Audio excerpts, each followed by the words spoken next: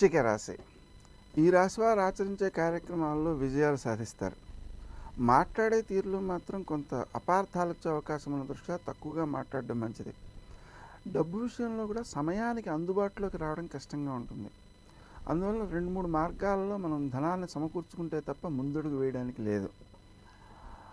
వృత్తి స్థానంలో అనుకూలమైన ఫలితాలనే సాధించగలుగుతారు.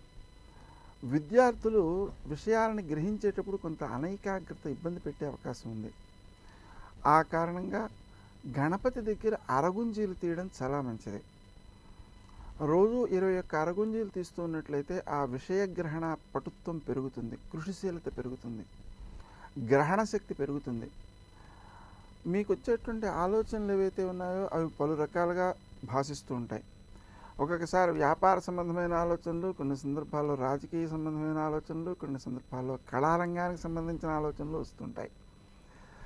దాని ద్వారా మీరు ఆచరించేటువంటి కార్యక్రమాలలో ఏకాగ్రత లోపించే అవకాశం ఉంది. ఆ కారణంగా మీరు ఒక ఏకాగ్రమైనటువంటి భావనతో ఒక ఆలోచనను ఒకసారే కొనసాగించడం, మీకు సంబంధించని ఆలోచనలు వచ్చినా వాటి నుంచి దూరంగా వెళ్ళిపోవడం, వాటిని మార్చుకుని మీకు అవసరమైన విషయాల గురించే ఆలోచించడం ఎక్కువ శ్రేయస్కరం.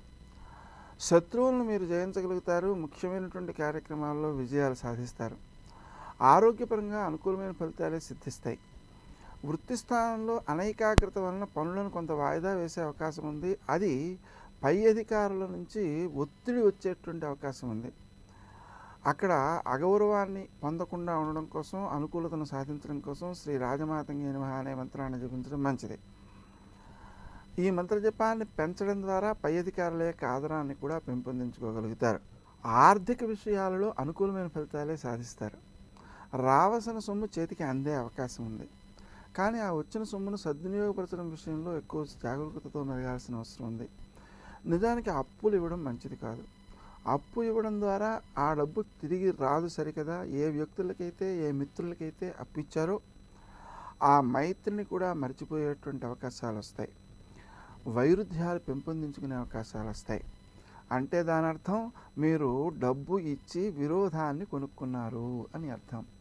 కాబట్టి అత్యంత మిత్రులకు సహాయం చేయడం కోసం ఉచితంగా సహాయం చేయండి తప్ప అప్పు ఇవ్వడానికి మాత్రం ప్రయత్నం చేయకండి. ఒక సామెత ఒకటి ఉంది, నువ్వు ఎవరి ముఖమైతే చూడదలుచుకోలేదో మళ్ళీ వాళ్ళకి కొంత డబ్బు అప్పిచ్చి వదిలేసేయి అంటారు. అంటే మీరు అప్పిచ్చి వదిలేస్తే వాళ్ళు మళ్ళీ మీ దగ్గరికి రారన్నమాట. అందువలన మీ యొక్క ఆ స్నేహ బృందాన్ని దూరం చేసుకోకుండా జాగరూకతతో మెలగాల్సిన అవసరం ఉంది.